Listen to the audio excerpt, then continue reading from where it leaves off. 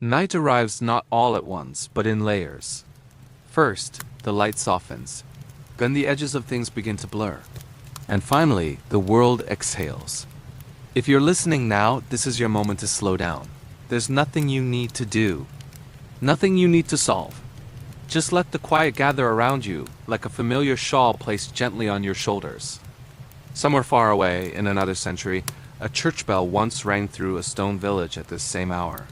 Not loudly, not urgently, just enough to be heard, then remembered. It didn't call people to action. It reminded them that time itself had a rhythm. And tonight, we will follow that rhythm together. This is not a story of battles or empires collapsing. It is a story of ordinary evenings, of dim rooms warmed by firelight, of lives shaped not by sudden drama, but by calendars, seasons, and quiet rules that settled into the body like muscle memory. In the medieval world, time was not owned by clocks. It belonged to bells, to prayers, to long cycles of waiting. And as you rest now, you may notice how your breathing begins to follow its own gentle pattern, in and out, steady, patient, unhurried. Imagine a small village in Europe, sometime in the Middle Ages. Stone houses lean toward one another as if sharing secrets. The road is narrow, worn smooth by centuries of footsteps. A faint smell of smoke lingers in the air, mixed with damp earth and old wood. Inside one of those homes, a candle burns low.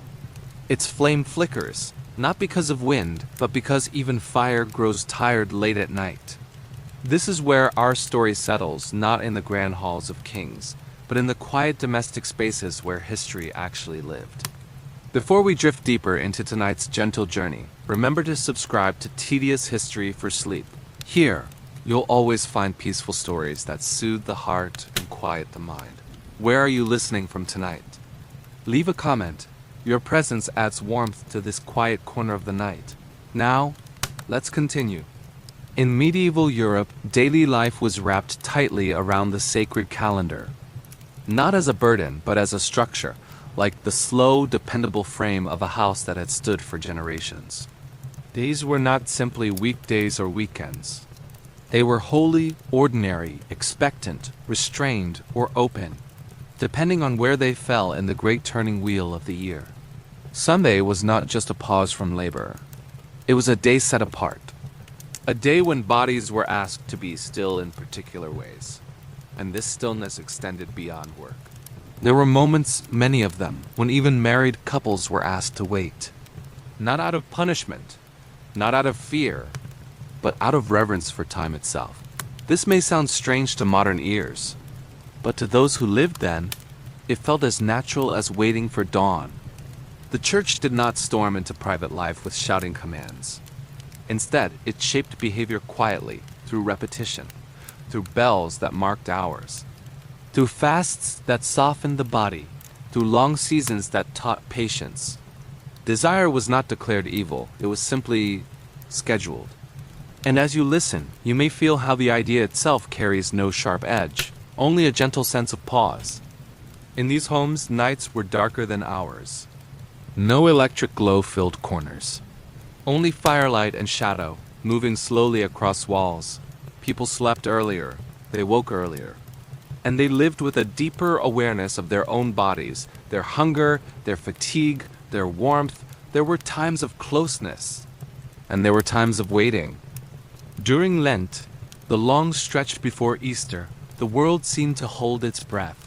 Meals were simpler, songs were quieter, and the body too was asked to rest from certain pleasures. Not forever, just for now. If you've ever waited for something meaningful, a letter, a reunion, a long-anticipated morning, you already understand this rhythm. Waiting does not erase desire. It gives it shape. In medieval life, rules did not always arrive as written law. They arrived as habit, as something you grew up knowing, the way you know which floorboard creaks in the dark. A young couple did not need to consult a list each night. The calendar lived inside them. Certain days carried a quiet weight. Certain evenings felt different in the air. And on those nights, closeness took another form. Shared warmth, shared silence, shared prayer, shared rest. Outside, the world remained calm. Animals settled. Wind moved slowly through bare branches. And if you imagine yourself there now, lying beneath heavy blankets, you might notice how little effort sleep required in such darkness. There was no rush to be anywhere else. No endless stream of information, only time wide and patient. As this story continues, we'll follow this gentle thread deeper into the rhythms of medieval life, into the way history shaped the most private moments without ever raising its voice. But for now, just rest here. Notice your shoulders. Let them drop. Notice your jaw. Let it soften. You don't need to remember every word. You don't need to understand everything. This story isn't asking for your attention. It's offering you companionship. And somewhere in the distance, the bell rings again, not to call you forward, but to remind you that you are exactly where you need to be.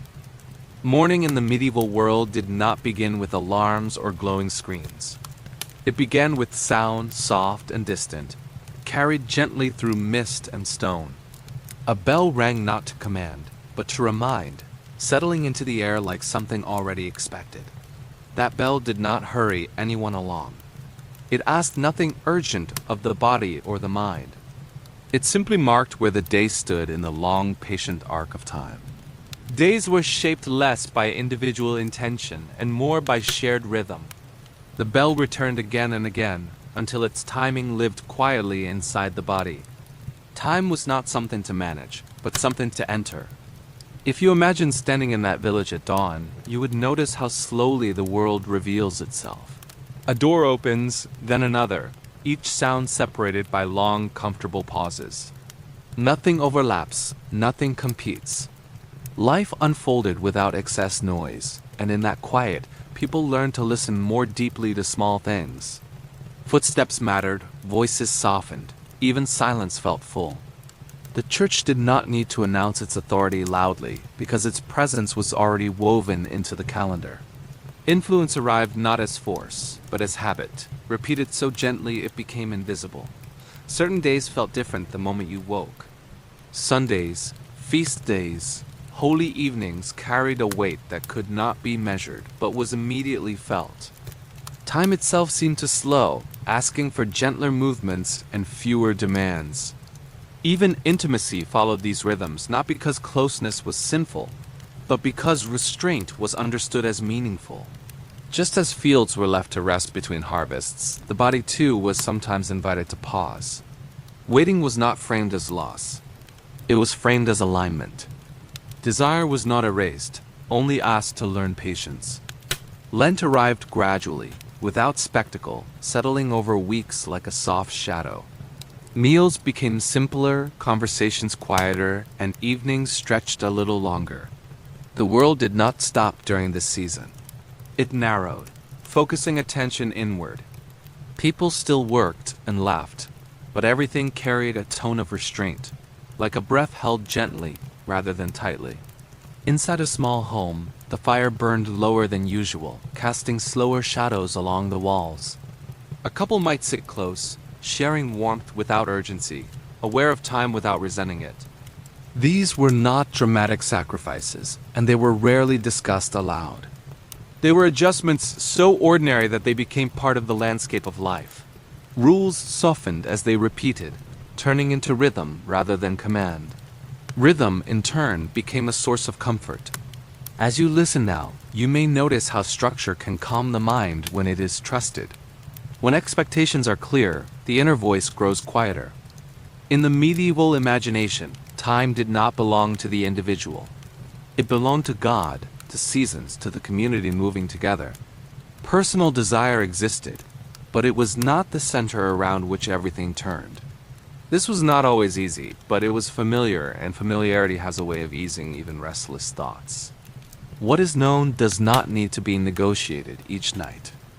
As the year turned, feast days eventually arrived, gentle and bright after long restraint.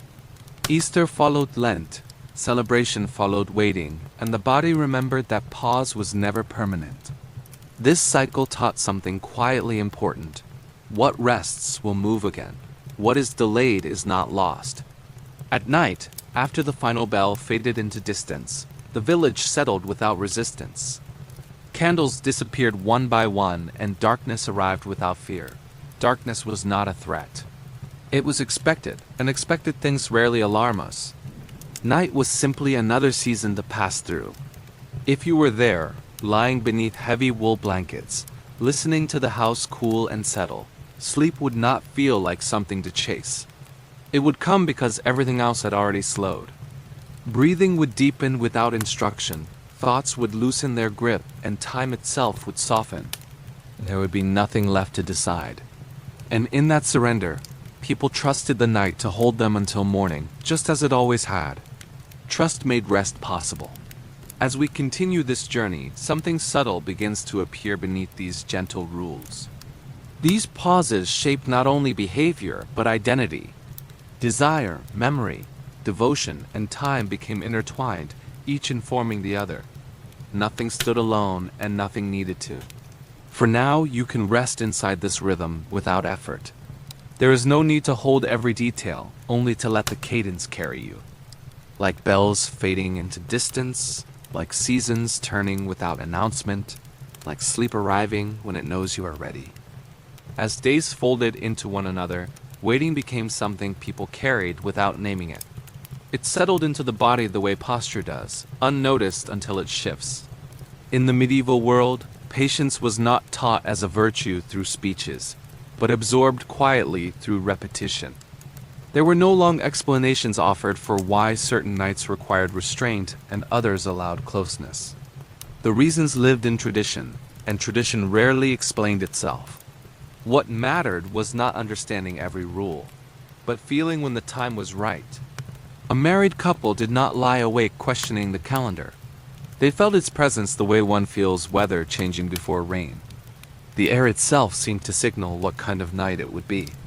Pregnancy, too, carried its own rhythms of waiting, not spoken of loudly, but deeply respected.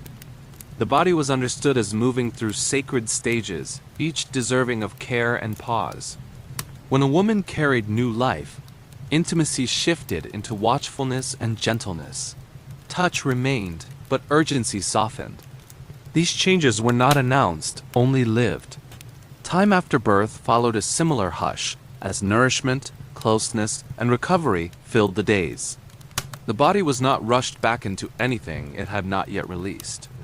These pauses were rarely framed as deprivation. They were understood as protection, a way of honoring the body's quiet work. If someone broke these rhythms, the response was not anger, but correction. Fasting, prayer, or public reminder gently returned them to the shared pace. Punishment did not seek to wound, only to realign. Shame was not meant to linger. It was meant to pass, like a cloud moving across a field. Life continued afterward without dramatic rupture. In this way, desire was never treated as an enemy, only as something powerful enough to require structure. What is powerful, after all, is rarely left unattended. You might notice how different this feels from the modern idea of control. This was not about denying the self, but about situating it within something larger. People learned, slowly and quietly, that not every impulse demanded immediate fulfillment. Some were meant to ripen. At night, when homes fell silent, waiting took on a different texture. It was no longer an abstract idea, but a physical sensation, felt in breath and warmth. Two bodies might lie side by side, aware of one another without acting. In that stillness, attention shifted inward. Thoughts wandered less wildly. The mind, unoccupied by choice, rested more easily. If you have ever found relief in having a decision removed from you, you already understand this feeling. Waiting can be a kind of rest. Outside, the medieval night was deep and unbroken, free from the constant glow we now carry everywhere. Darkness pressed gently against windows, encouraging sleep rather than resisting it. Sounds traveled farther in that darkness. An owl's call, the creak of wood, the distant movement of animals settling. Each sound arrived alone, then faded. These nights invited listening rather than doing. And listening, over time, softened the inner world.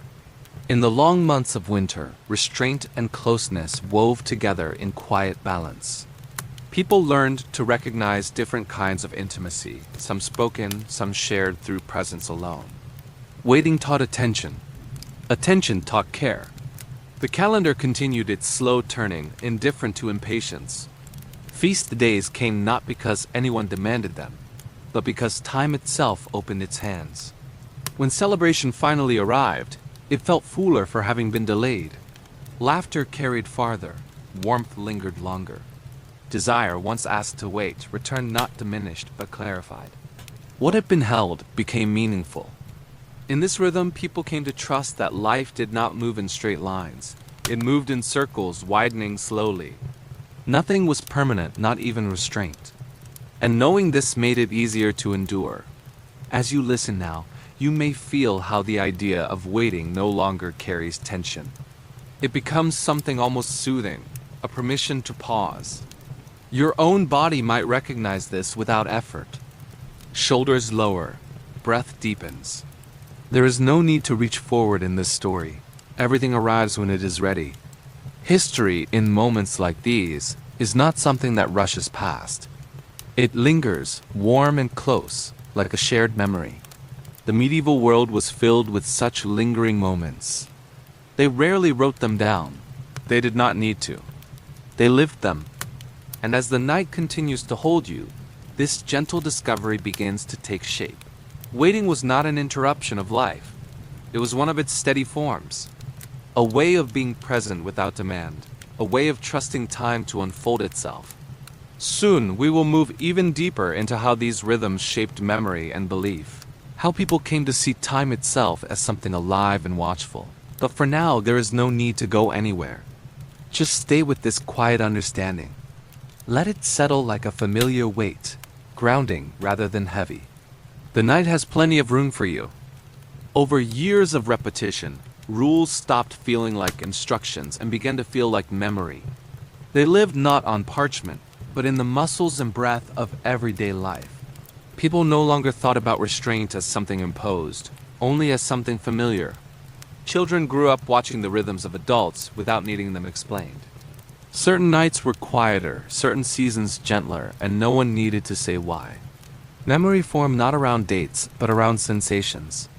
The smell of simpler food during Lent, the slower evenings, the softer conversations by firelight. Time taught through atmosphere rather than language. In this world, the calendar was not an object you checked. It was something you felt. The body learned when to lean forward and when to soften back. Restraint became less about denial and more about recognition. Recognition of limits, of cycles, of the natural rise and fall of longing. What repeated enough times became invisible. And what became invisible stopped creating resistance. You might notice how this mirrors certain parts of your own life. Habits that once required effort now happen without thought, easing the mind rather than burdening it. In medieval homes, evenings often carried a sense of quiet knowing. The day had already told people what kind of night it would be. If closeness was expected, it arrived gently, without rush. If waiting was called for, it settled just as gently. The mind rested when choice was removed, and the body followed. This was not control in the modern sense. It was alignment. Time itself acted as guide. During long winters, when darkness arrived early and lingered, restraint blended naturally with rest.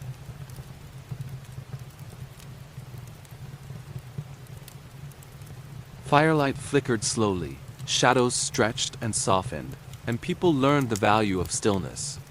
Nights grew longer, but they did not feel empty. Silence was not absence. It was presence without demand.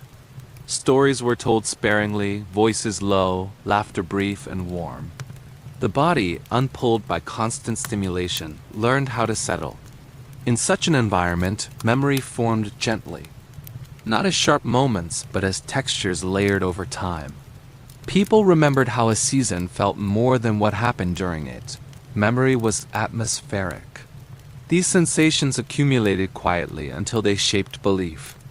Time came to be understood not as something abstract, but as something alive, something that watched, waited, and returned.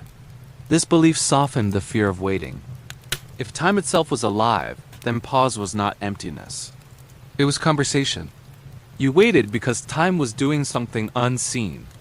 When people spoke of patience, they did not imagine clenched endurance. They imagined alignment with something larger, something already moving.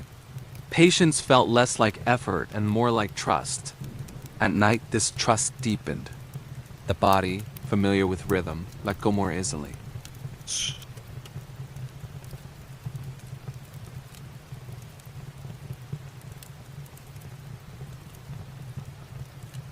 If you imagine lying there now, you might feel how little work sleep required in such conditions. Darkness, silence, and familiarity did most of the work for you. The calendar, the bells, the seasons, all of it had already prepared the body to rest. In moments of wakefulness, thoughts did not spiral far. They moved in circles, returning to known shapes. What will happen tomorrow was less urgent than how today had settled. This sense of continuity eased anxiety before it could grow. Life felt held rather than rushed. As years passed, these rhythms shaped how people remembered their lives. Not as a series of achievements, but as cycles completed again and again. Birth followed by waiting. Waiting followed by celebration. Celebration followed by rest. Meaning was found not in breaking the cycle, but in belonging to it. As you listen now, you may feel how soothing this idea can be. That life does not require constant progress to be meaningful. That repetition can be comfort rather than stagnation. Your own breathing may begin to mirror this rhythm without instruction, in and out, steady and unremarkable. There is no performance required. In medieval life, even mistakes did not disrupt the cycle for long. Correction returned people to rhythm rather than pushing them out. Nothing was permanent enough to define a person forever. This knowledge allowed people to release guilt more easily. What passed would pass. And with that release, the body rested more deeply. As night continued, thoughts grew less distinct, blending into one another like shapes seen through fog. Memory softened at the edges. The world did not ask for clarity in the dark. It asked only for presence. Soon, we will begin to explore how these rhythms influenced not just daily life, but how people imagined the future and the beyond. How waiting shaped hope itself. But for now, there is no need to move forward. Stay here, where time feels wide and gentle, where memory rests in the body rather than the mind. Let this quiet understanding hold you, the way night holds a village after the last bell fades. Everything is exactly as it needs to be.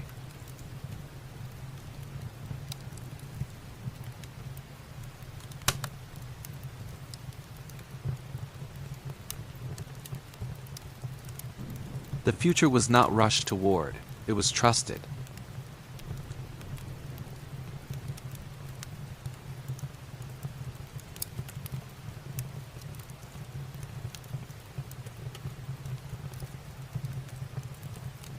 When life moves in cycles, the unknown feels less threatening.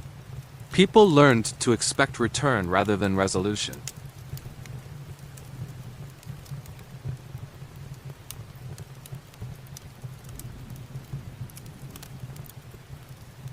Even hardship followed this shape.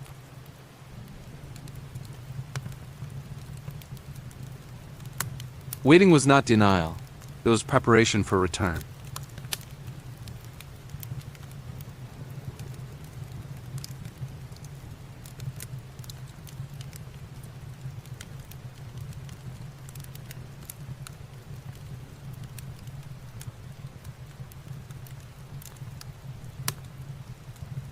The future did not need to be spoken about often. It was assumed. Children absorbed this without instruction. They watched seasons repeat and learned that change did not mean loss. Winter did not frighten them. It signaled spring. Restraint during certain times of the year reinforced this sense of rhythm.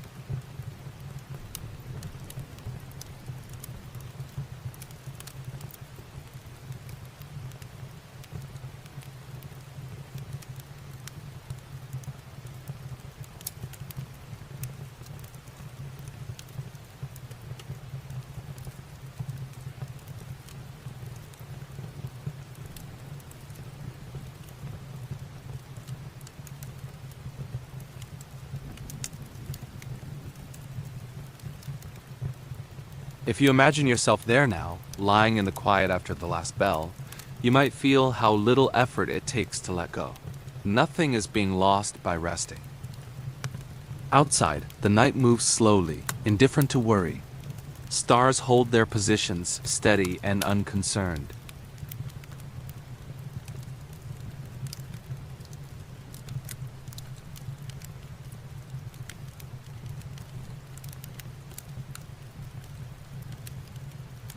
This perspective softened grief as well.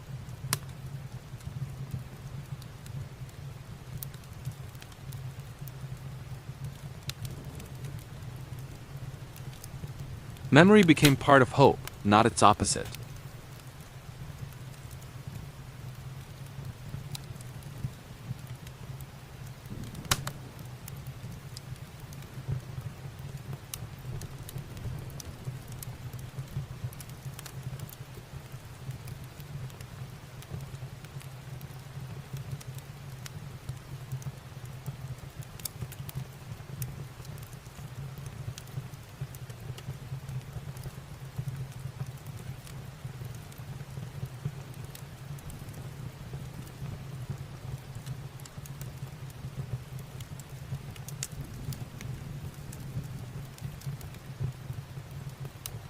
In homes lit by dying embers, people drifted into sleep carrying this quiet assurance. Tomorrow would come, and it would resemble today enough to be familiar. Familiarity bred safety. The calendar did not surprise anyone. Its predictability was its gift. Feast days would return, restraint would ease. Waiting would be rewarded not by excess, but by balance. This balance shaped emotional life in subtle ways. Extremes softened, urgency faded. Life did not need to peak to be meaningful. As time passed, these rhythms became stories told without words.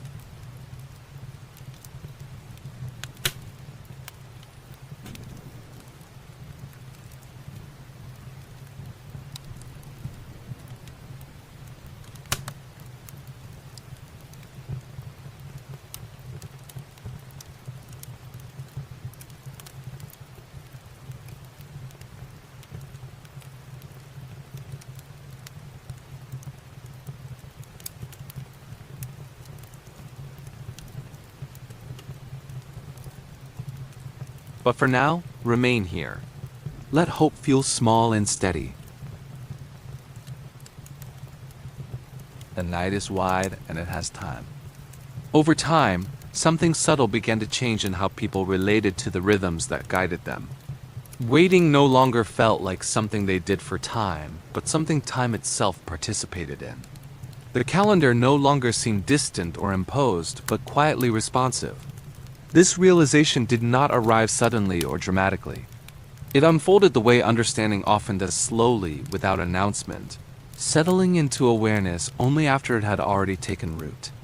People noticed that the more they aligned themselves with these rhythms, the less friction they felt within their own lives. Resistance softened, and in its place grew a sense of being accompanied. Time no longer felt empty while waiting. It felt attentive. In the medieval imagination, this attentiveness was not abstract. Time was understood as something that carried meaning, something that noticed human movement and stillness alike. Pauses were no longer gaps to be endured. They became moments where something unseen might be forming. This changed how people experienced restraint. It was no longer simply absence, but presence of another kind. When closeness was delayed, the space it left behind was not hollow. It was filled with quiet awareness, with listening. Listening to breath, listening to the body, listening to the slow movement of thought. In this listening, people sometimes sensed something gentle and reassuring, that nothing essential was slipping away. Desire, memory, and hope all seemed to breathe together within these pauses. Each waited without tension. This understanding made the rhythms easier to inhabit. What had once required effort now felt natural. The body responded first. Muscles relaxed more quickly at night, sleep came more readily, and waking felt less abrupt. Time no longer pressed from behind. Even mistakes lost some of their weight. When someone stepped out of rhythm, They trusted they could step back in. Time did not close its door. It waited. This idea softened the sharpness of fear. If time could wait, then so could meaning. In small homes lit by low firelight, this belief lived quietly. It did not need to be spoken aloud to be shared. A look exchanged, a pause held, a breath taken together. These were signs of a deeper trust forming. At night, when the world fell silent, time felt especially close. Darkness seemed to slow everything further, encouraging reflection without urgency. If you imagine lying there now, you might feel this closeness yourself. The sense that the night is not rushing you forward, but holding space around you. Thoughts drift rather than collide. Memory floats without demand. The future does not pull. The past does not push. There is only the present, wide and patient. This is the quiet turning point in our story, not a revelation of new information, but a shift in relationship. Time is no longer something to move through, but something that moves with you. People began to feel that their lives were not measured only by action, but by attention, by how fully they inhabited moments of stillness. Waiting became a skill rather than a burden. This skill carried into every part of life. Work felt steadier, relationships softened. Even grief found a place to rest. Loss did not feel erased by time, but held by it. Memories did not fade into nothing. They settled gently into the ongoing rhythm. In this way, time became a companion rather than a judge. As you listen now, you may notice how comforting this shift can be. The idea that nothing important is being measured against a clock. That rest is not something you must earn. Your breathing may slow further as this thought settles. In and out, even and unforced. The body understands when it is no longer being hurried. In medieval nights, sleep deepened within this trust. Dreams arrived without sharp edges. Morning would come, but not too soon. Time knew how to wait. This belief did not remove hardship from life. It softened its impact. People still struggled, still lost, still feared. But beneath it all ran a steady current of reassurance. Whatever paused would move again. Whatever waited was not forgotten. As we continue toward the final movements of this story, we will begin to see how this relationship with time expanded outward, shaping how people imagined the universe itself. But for now, there is no need to follow ahead. Stay here in this gentle understanding. Let time feel like something beside you rather than ahead of you. The night is listening, and it has nowhere else to be. As people grew more at ease with time's gentle presence, their sense of place within the world subtly widened. Daily rhythms no longer felt isolated, but connected to something far beyond the village and its bells. Life began to feel held not only by custom, but by the vastness surrounding it. The sky played a quiet role in this understanding. Nights in the medieval world were dark in a way we rarely know now, and that darkness revealed a sky filled with slow, steady lights. Stars did not flicker with urgency.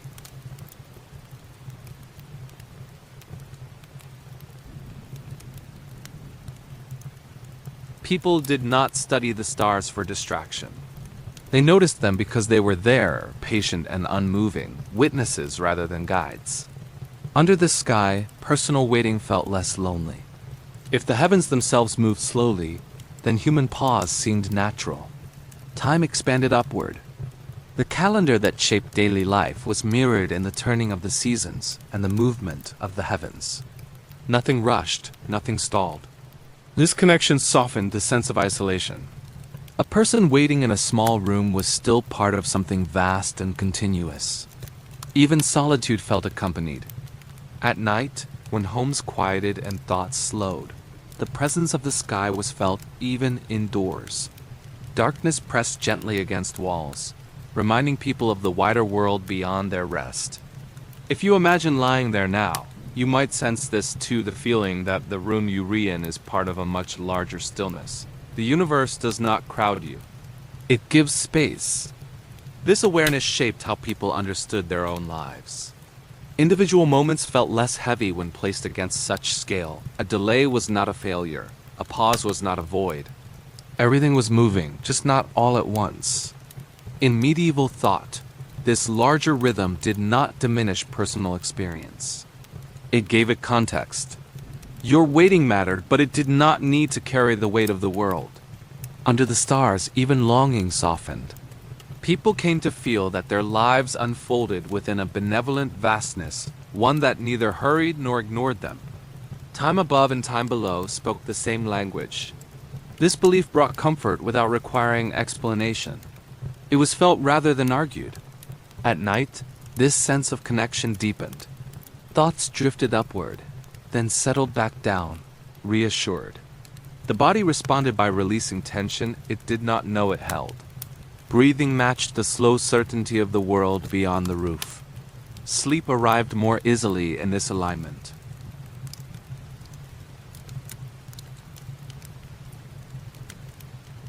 This trust extended into how they imagined the future. If the sky had patience, so could they. Tomorrow did not need to arrive quickly. It would come when it was meant to. As you listen now, you may feel this widening perspective yourself. The sense that your own waiting is not isolated or misplaced. That countless others across time have rested beneath the same sky, carrying similar pauses. This realization does not demand thought. It simply offers comfort. The universe does not rush you. It never has.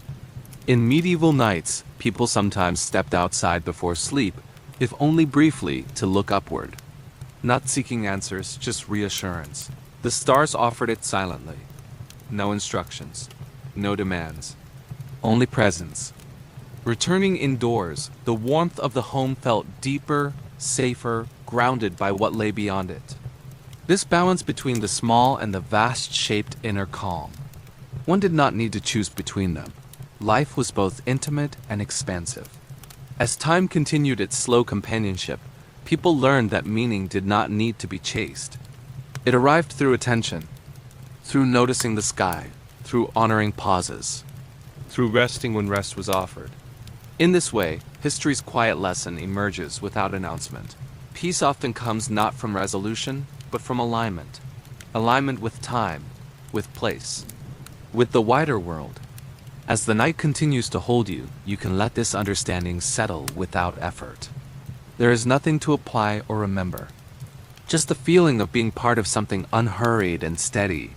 Soon, we will begin to gently close this journey, turning back inward with this wider calm carried quietly along.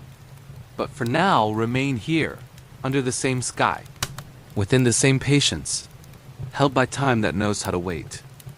As the sense of vastness settled gently into everyday awareness, people began to carry it back inward. The wide sky and slow time folded softly into the smallest moments of life. What once felt distant now lived quietly inside the body. This inward turn did not narrow the world again. It softened it. The outside and the inside began to feel less separate, connected by the same unhurried rhythm. In medieval evenings, this was often the hour when nothing new was begun. The day had said all it needed to say, and the night did not ask for additions. Homes grew quieter, not because anyone commanded silence, but because activity had naturally reached its end. Movements slowed, voices lowered, and attention settled. People learned to recognize this hour by feel alone. It was the time when effort gave way to acceptance. The fire burned low, offering warmth without brightness. Shadows became still rather than animated. In this dim light, the mind found fewer edges to catch on. Thoughts moved more slowly, then less distinctly. The rhythms that governed the day completed their gentle work here. Waiting, listening, and trust converged into rest. If you imagine yourself in such a space now, you might feel how little you are asked to do. There is nothing to improve, nothing to prepare. Time has already taken care of what needed tending. In this hour, memory loosened its grip. What happened earlier in the day faded without effort. What might happen tomorrow did not yet exist. Only the present remained, wide and undemanding. People did not analyze this state. They entered it through habit. The body knew the way before the mind could interfere. Restraint earlier in the day made this release feel natural rather than abrupt. Letting go felt earned, but not forced. Sleep approached like a familiar companion rather than a destination. Breathing slowed, deepened, and became almost unnoticeable. Muscles softened one by one. Even the sense of self grew quieter, less defined. There was no need to be anyone in particular here. This was the quiet center that the rhythms of life continually returned to, the place where nothing was required. In medieval understanding, rest was not separate from devotion. To rest was to trust. Trust that time would continue without supervision. Trust that meaning did not depend on constant attention. This trust made rest deep. As you listen now, you may feel how easily this idea resonates. That nothing essential will be lost if you stop holding it.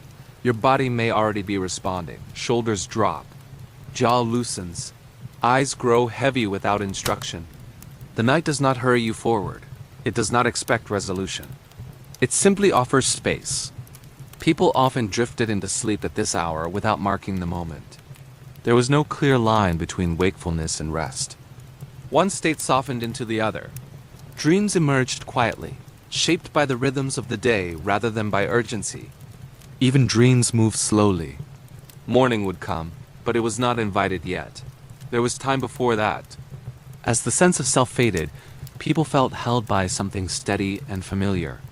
The same rhythms that guided waking life also guarded sleep. Nothing needed to be watched. As we approach the final movements of this story, the emphasis shifts fully toward rest. The journey outward and inward has done its work. What remains is quiet presence. You do not need to follow the story much longer. It is already doing what it came to do. Let the words soften and blur. Let them pass without being caught. The quiet center is already here. As the night deepened, the sense of effort thinned almost completely. What once felt like a story now became atmosphere, something you no longer needed to follow but could simply float within. Attention softened into presence. In the medieval world, this hour belonged to no one in particular. It was not owned by work, prayer, or even thought. It was the hour when the night fully arrived. Rooms felt larger in the dark, as if walls had stepped back slightly. Shadows no longer moved, they rested. The fire had settled into embers, offering warmth without demand. Even light had learned to be still. People rarely marked this moment with words. It was recognized by feeling alone, by a quiet internal click when the day finally released its grip. At this point, time stopped asking anything at all. Breathing slowed into a rhythm so steady it no longer required attention. Each breath arrived, stayed briefly, and left without comment. The body understood that it was safe to let go. Thoughts, once loosely connected, began to drift apart. They lost their urgency, then their shape. Memories floated through without pulling emotion behind them. They passed like distant lanterns on water, glowing briefly, then fading. Nothing followed them. This was not emptiness. It was spaciousness. In medieval nights, people trusted this space. They did not try to fill it or interpret it. They allowed it to do its quiet work.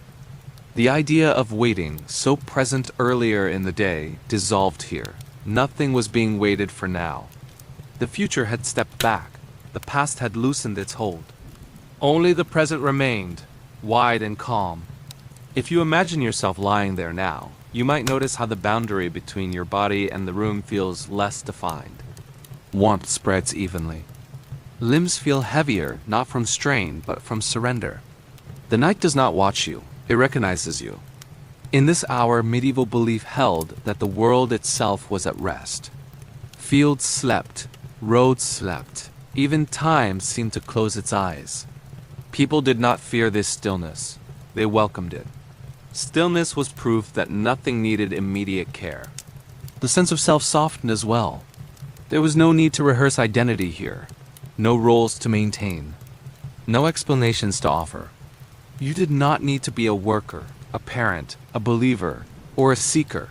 You only needed to rest. This release was not dramatic, it was gradual and kind. The mind, having followed familiar rhythms all day, trusted the descent into sleep. It did not resist. Dreams began forming quietly at the edges of awareness. Not stories yet, just impressions. Colors without shapes. feelings without names. These early dreams did not demand attention. They waited patiently to take over. The night seemed to lean closer, not intrusively, but protectively. Darkness wrapped around the body like a thick, familiar blanket. In this cocoon, the sense of time thinned even further. Minutes no longer mattered. People slipped into sleep the way one slips into water that is already warm. No splash, no shock, just immersion. As you listen now, you may feel how unnecessary effort has become. The words no longer need to be held. They can pass through or drift away entirely. Your breathing may now be so slow it feels as if the night itself is breathing for you. In medieval thought, this surrender was not weakness. It was wisdom. To rest fully was to acknowledge trust in the order of things.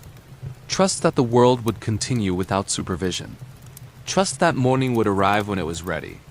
Trust that you did not need to witness it. This trust made sleep deep and untroubled. Concerns did not vanish, they simply lost their urgency. They would return later if they needed to. For now, they were content to rest. The final bells of the day had long since faded. Nothing marked the passage of time anymore. This was the hour beyond structure. If you were awake at all, it was only lightly. Awareness hovered without attachment. But even that soon would soften. The night did not rush this moment. It lingered, allowing every layer of tension to dissolve at its own pace. One by one, they let go. As this story approaches its final movement, there is very little left to say. Everything essential has already been offered. The rhythms have done their work. The waiting has resolved into rest. The sky, the calendar, the bells, the seasons, all of them have receded, leaving only quiet presence behind. You are not arriving anywhere. You are simply sinking gently into where you already are. The night knows how to hold you. It has learned your breathing. It has learned your stillness. And now, it lets you go even further. The night has grown so quiet now that even the idea of listening begins to fade. Words arrive more slowly, and when they do, they feel lighter, as if they are already preparing to disappear. This is the moment when the story no longer needs to carry you because you are already being held. In the medieval world, this hour had no name and required no witness. It belonged to sleep alone. Nothing further was expected of the body. Nothing more was asked of the mind. The rhythms that shaped the day had completed their gentle arc, returning everything to stillness. Bells were silent, calendars forgotten, seasons resting inside themselves. Time was no longer something to move through. It had become a quiet presence, surrounding rather than leading. If you imagine yourself there now, you may notice how little remains to be done. The day has loosened completely, and the night asks nothing in return. Breathing happens on its own. Muscles release without instruction. Even the sense of being a listener softens. In this final quiet, medieval life offered no conclusions, no lessons carved into stone. It trusted that meaning did not need to be stated to be felt. The beauty of waiting, the comfort of rhythm, the patience of time, all of it settled naturally into rest. Nothing needed to be remembered. Sleep was not an ending, it was a return. A return to the same stillness that had always existed beneath movement. People drifted into it without ceremony, confident that the world would continue quietly in their absence. Morning would come when it was ready, and so would they. As you rest now, you may sense that this story has already stepped back. The images grow faint, the ideas blur, and what remains is simply warmth and ease. This is where the night does its best work. If tonight's story reminded you of a beautiful memory, feel free to share it below when you wake. There is no rush, only an open space waiting for you. When was the last time you looked up at the night sky and felt at peace? You don't need to answer now. Let the question rest with you. Here, no one rests alone. Every story is a soft lantern in the dark. If this story brought you calm, leave a gentle comment for yourself when morning comes. And don't forget to subscribe for more peaceful nighttime journeys with tedious history for sleep. For now, let the words fade completely. Let the night finish what it has begun. There is nothing left to follow. Nothing left to hold. Only sleep arriving quietly, exactly on time.